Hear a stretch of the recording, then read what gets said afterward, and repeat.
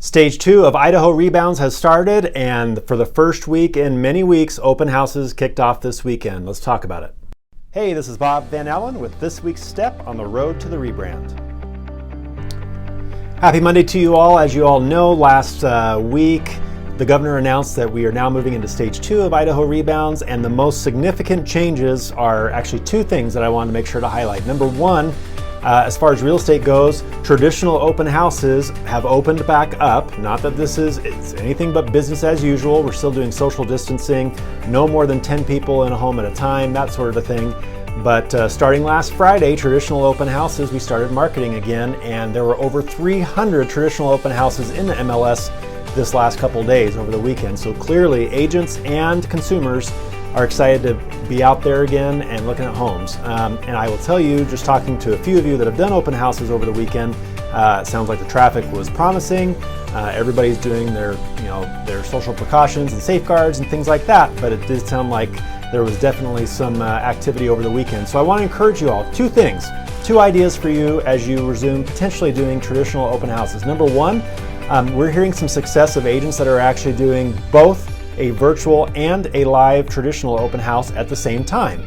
So I saw a couple of our agents actually post a live stream open house that said, hey, we're going to be at the property from 1 to 4, but from 1 to 1:30 we're going to live stream it.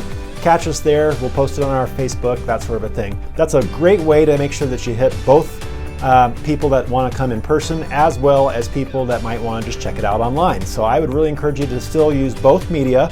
Both virtual and traditional open houses together could work really well. Number two, here's a lead capture idea for you. You know how when you go to the doctor's office, oftentimes they'll have the HIPAA disclosure form, and it'll basically say, here's how we do your privacy, just be advised on our privacy practices and things like that. Please sign and put your information here to acknowledge that you've seen this. What about using the RE19 COVID disclosure, RE19A COVID disclosure as a sort of a HIPAA form for your open houses? So you have it posted at the front door or somewhere right as you walk in. Hey, Mr. and Mrs. Consumer, thanks for coming out to our open house today. As you can imagine, times are a little different these days. We'd just ask you to look over this disclosure form that talks about COVID, and then please go ahead and sign in here acknowledging that you've seen this, and then you can come in and tour the home. You could totally use that as a lead capture sort of an idea. Get names, maybe basic contact information, email, phone number, something like that, so that you can follow up with everybody that's attended your open house. And you can basically use the RE19A COVID addendum as an excuse for that. So just an idea. I heard it from somebody else, thought I'd throw that out there to you.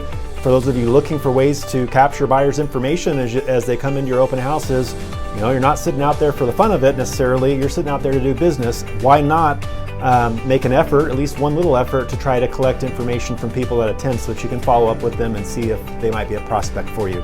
Just an idea. Hope you have an awesome week. We'll talk to you soon. Bye-bye.